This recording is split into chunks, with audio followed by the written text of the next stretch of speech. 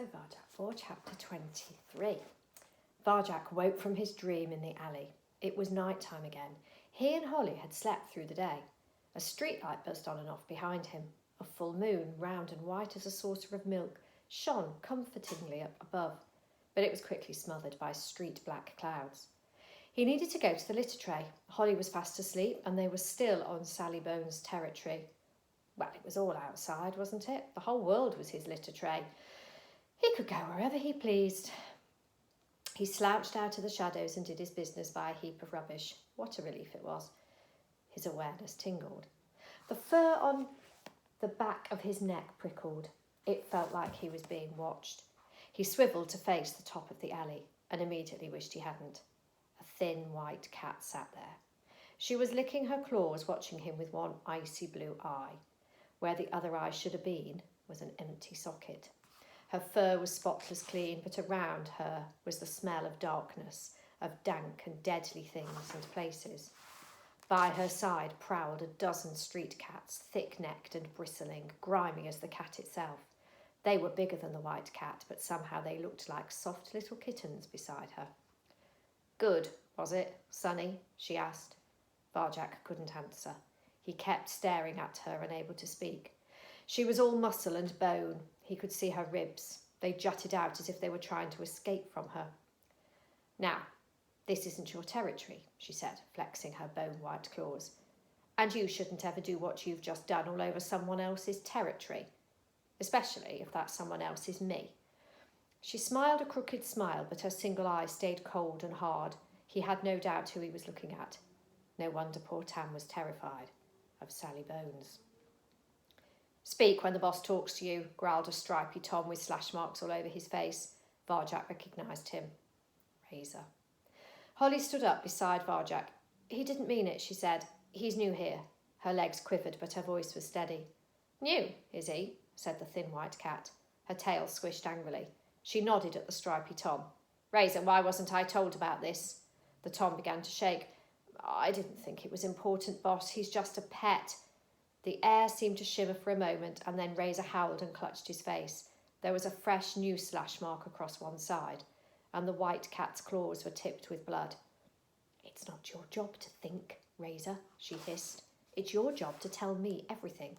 And if you can't do your job, I'll find someone else who can. Understand?" Razor nodded, still clutching his face.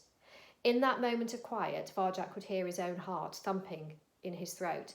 "Now get some information out of this new cat," spat Sally Bones. "I have a feeling he's something to do with the vanishings. Lucia and Wes, you two watch his little friend." Razor and the other two cats came towards Varjak and Holly. Holly's ears twitched nervously. "Why couldn't you wait till we got home?" she whispered. "We've had it now." "We could make it over those walls," said Varjak, searching for a way out. "They'd only catch us. At least Razor's doing it, not her." Holly shivered. "Just don't tell them about my alley, okay?" Razor marched up to them, eyes slitted, claws glinting. The slash on his face was red and raw. "What's your name, troublemaker?" he snarled. "Varjak Paw." "Where are you from?" "Mesopotamia." Razor's scarred face twisted into a scowl. "Very funny. Where are you really from? Where do you sleep?" Varjak glanced at Holly. What could he do? Anything he said could give away her secret. He could only keep it by staying silent. "Are you going to open up?" said Razor. His mouth curled back, baring his teeth. "Or do I have to open you up?" There was no sound at all in the alley except the streetlight's buzz. Varjak kept his mouth shut. They all stared at him. Razor, Sally Bones, her gang, all staring at him. Varjak felt boxed in and alone. The pressure mounted in his head, but he stared straight back at Razor without a word. He was determined not to look away. "Well," demanded Razor. The Tom's eyes burned into him, but Varjak hung on. "Don't look away, don't look away, don't let him win. Hang on, hang on, hang on." Somewhere in the distance, a monster roared. Razor blinked and looked away. Varjak relaxed, and in that instant something slashed his cheek. Razor's claws. Varjak reeled back, stunned. His head was on fire. "I'm going to teach you a lesson you'll never forget," growled Razor. He came forward. Varjak lashed out. The street cat dodged easily and jabbed his jaw in return. Blood sprayed from Varjak's face in a thick red fountain. Another hit to the face. Varjak's legs felt weak. Out of the corner of his eye, he saw Holly start to move. but Lucia and Wes moved faster, blocking her off. It was just him and Razor. "Not so tough, are you?" spat Razor. "I can finish you any time." "I'm going easy on you. Now talk." He slammed Varjak's ribs, knocking him off balance. Varjak staggered into the rubbish heap. It squelched around him. He was still standing, but he couldn't take another hit. Moving circles, the fifth skill. You can dodge any blow, you can strike any enemy. It was his only chance. Varjak breathed as Razor came up for the kill. In 2, 3, 4. Energy pulsed in Varjak's belly. Out 2, 3, 4. Time slowed down. In 2, 3, 4. Razor struck in slow motion. Out 2, 3, 4. Varjak made a moving circle. In 2, 3, 4. Razor missed. Out 2, 3, 4. This is good, thought Varjak Paw. He could see the others staring at him. Holly's mouth hung open in surprise. Razor bared his teeth, came in again, moving as if through mud. Varjak opened his circle, let loose the energy, and hit Razor with everything he had, right between the eyes. Varjak's head jerked back. Varjak had struck his target. Razor's head jerked back. Varjak had struck his target. But the big Tom was strong. It was only enough to daze him. He stepped out of Varjak's reach and shook his head as if he couldn't believe he'd been hit. "Enough!" Sally Bone shouted. Varjak looked to the top of the alley, but she wasn't there. "Where did you learn that?" her voice demanded from behind him. He wheeled about. There was the faintest shimmer of white, but she was gone again. "Who taught you?" she hissed from somewhere inside his head. And before Varjak knew what was happening, she had him pinned flat on the ground, white bones above him, single blue eye burning into him. He lost the rhythm of his breath and everything sped up again. He was out of slow time. "Answer me," she said. "Who taught you?" He couldn't move. He couldn't hide. "Jalal," he cried, helpless. Sally Bone's one eye glittered like the moon. "Jalal," she said. "Jalal the Paw? He's been dead 100 years. What could you know of Jalal? What do you know?" "Slow time," gasped Varjak. "Moving circles."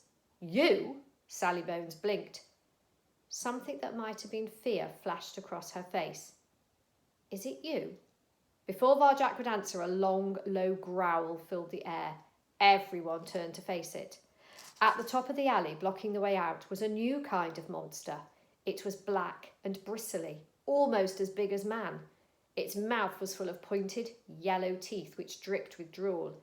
It barked loudly and took a step towards the cats. Good illustration there, obviously it's a dog. Terror ripped through Sally Bone's gang. Razor, Lucia, West, they all bolted. They scrambled up the fire escapes and over the walls, away from the monster, away from the alley. "Come back," screamed Sally Bones. "Cowards! We can beat it if we fight together." But they weren't listening. Her gang scurried to safety as fast as they could. The thin white cat shook her head with contempt. She stood up reluctantly, letting Varjak go free. "We'll finish this another time, Varjak Paw," she said. There was a shimmer of white and she was gone. In a single heartbeat, Varjak and Holly were alone with the monster. It looked confused. It barked at the walls, but didn't try to follow the cats up. "So those Sally Bones stories are true," breathed Holly. She shook her head. "I don't know what was going on back there, but I'd swear you had them worried." Varjak's head was whirling. Sally Bones knew about Jalal. She knew about the way, much more than he did. She wasn't even scared of this monster. "Thanks for keeping quiet about the alley," said Holly. "Come on, let's get out of here before it gets us," she urged. The monster began to lumber towards them. Its big blunt claws clacked on the pavement as it came. It was incredibly powerful. Even its tail looked as if it could knock them senseless. Varjak focused. What would Jalal do? Second skill, awareness. He looked into its eyes. They were cloudy black. There was pain in those eyes, and there was fear, almost terror in its scent. It barked again, a deafening sound. Varjak didn't flinch. He just kept looking into its eyes. If he hadn't once stood before a roaring dog, he would have run away. But compared to those metal monsters, this frightened, barking animal was friendly. "What are you doing?" hissed Holly. "Let's go." Varjak looked up. He could probably make it over a wall or onto a window ledge like Sally Bones' gang. He gambled instead and trusted his instincts. This time he wasn't going to run. He wasn't going to panic. He was going to stand his ground and face it down. "Don't be afraid," he said to the monster in the calmest voice he could manage. It opened its jaws. They were big enough to swallow him whole. Don't be afraid, he whispered. And then it sprang at him.